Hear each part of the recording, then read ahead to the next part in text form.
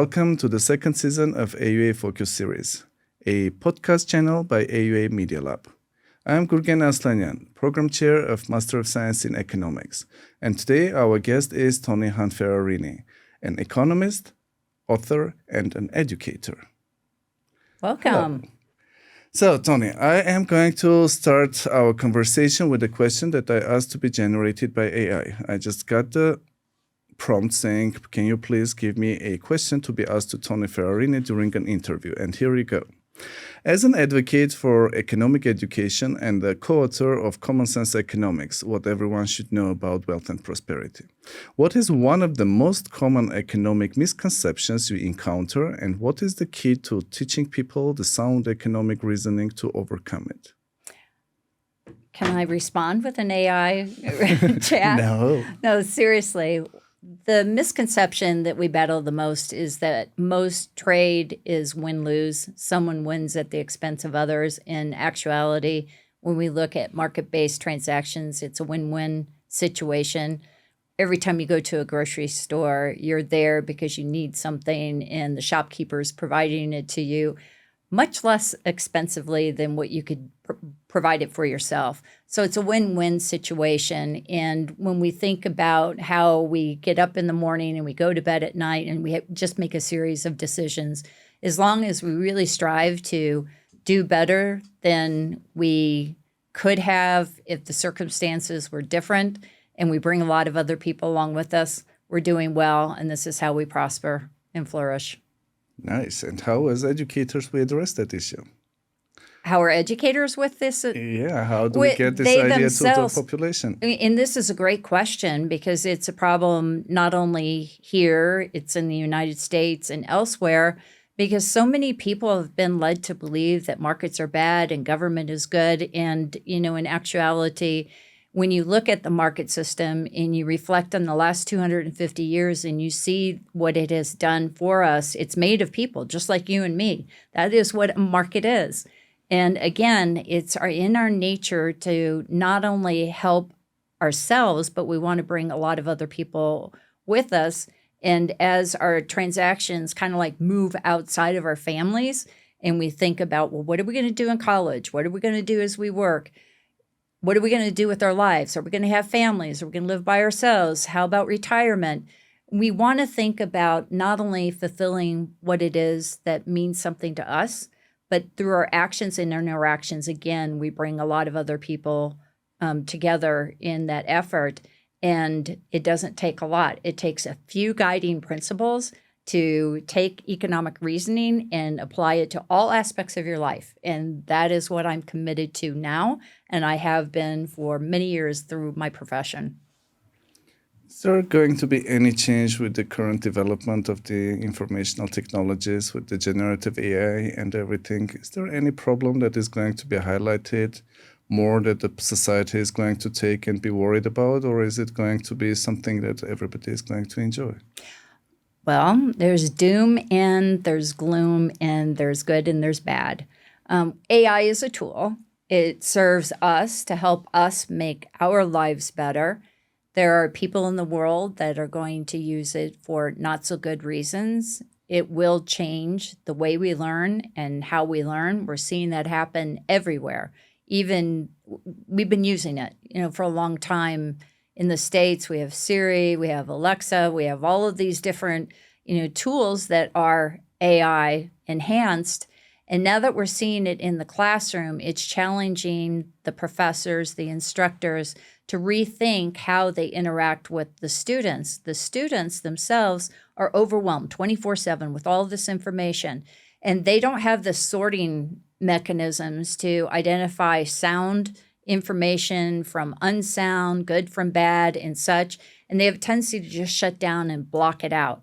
And so it's not the technology that challenges me to think about where we are today and where this technology is going to lead us. It's the reasoning skills and the students' responses to all this information, just flooding them, all the time. So how are we going to shift what we do inside of the classrooms to take that into account? I personally am very excited about AI. It has provided my students with a study buddy 24/7. I don't feel I need to be on call with them all of the time.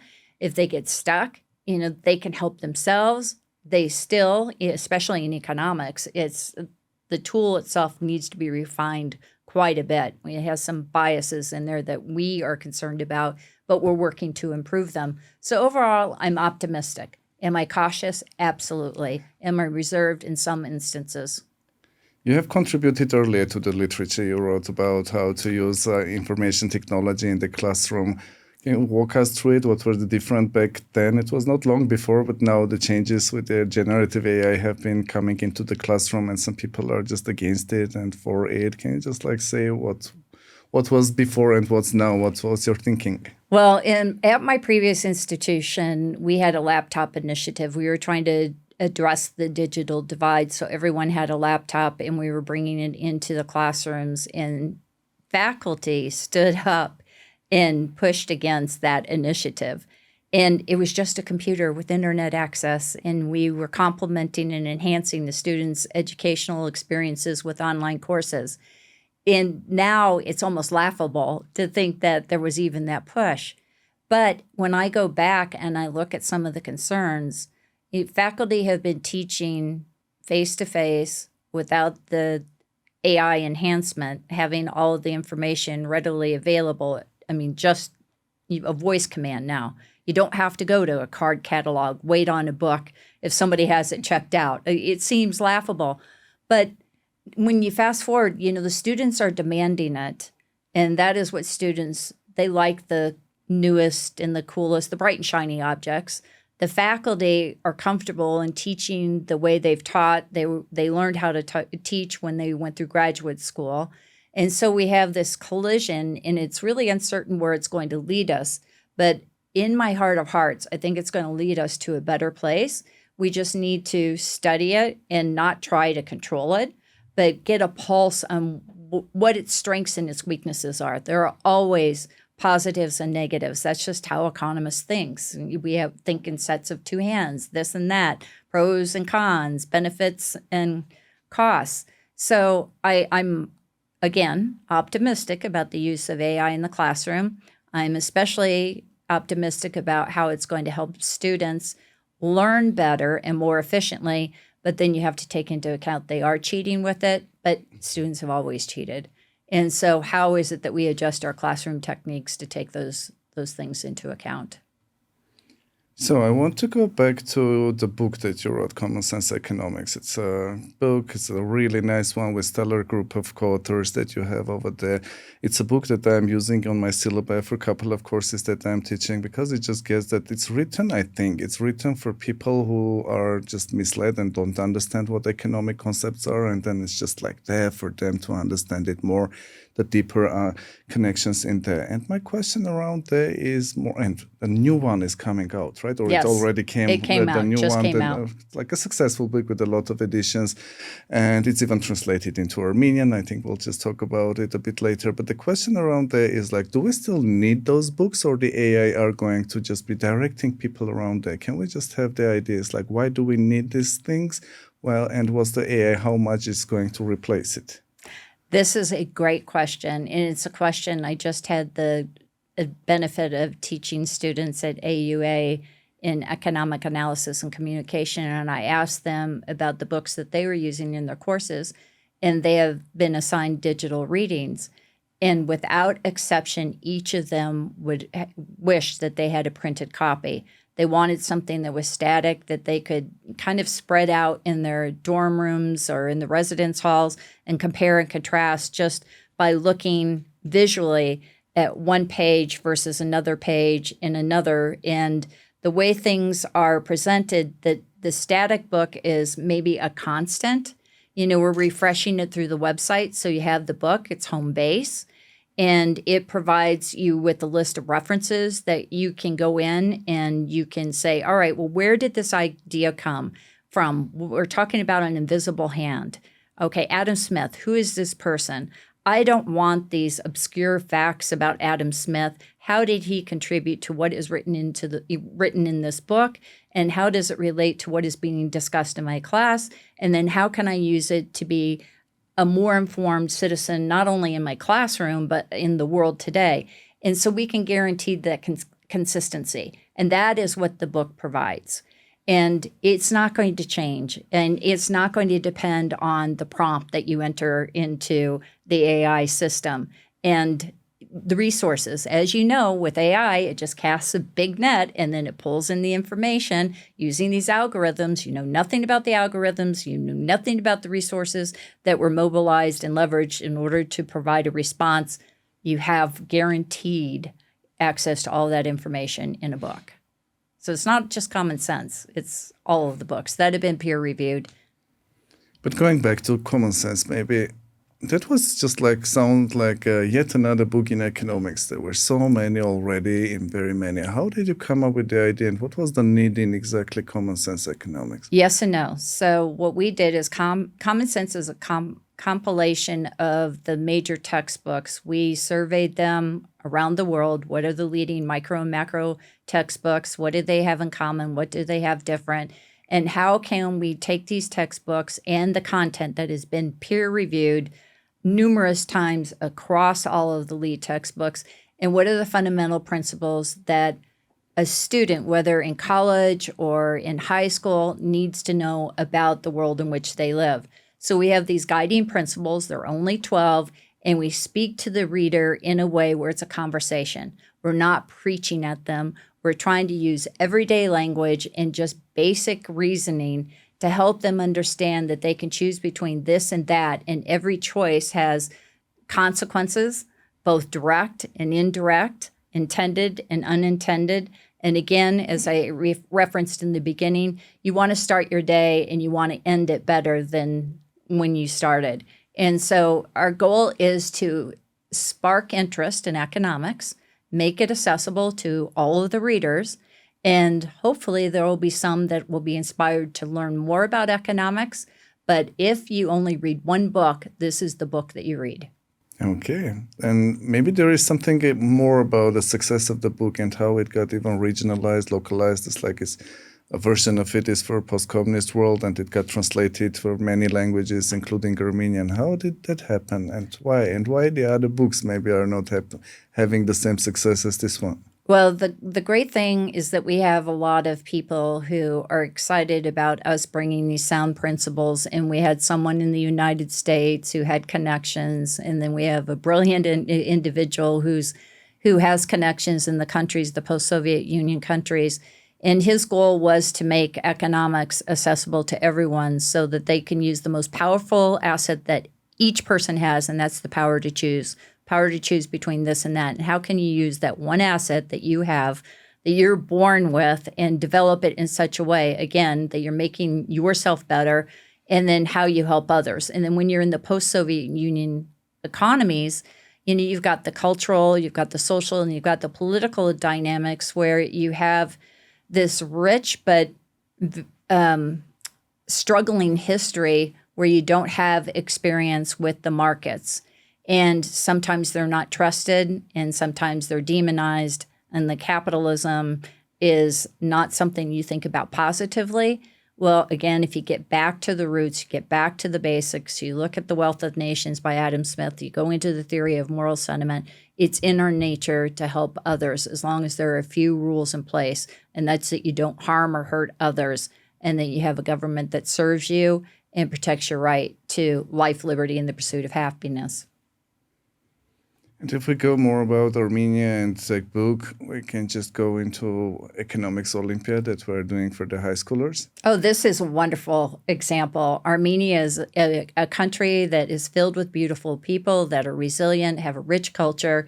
And to bring economics to the high school students, those that are in rural areas, remote areas, and allow the individual to read, to write, and to test through the economics Olympiad, you can win your school round, your regional round, hopefully get to the country round. And if English is a natural language and you feel skilled in it, you can even compete, go to the International Olympiad, which is an ancient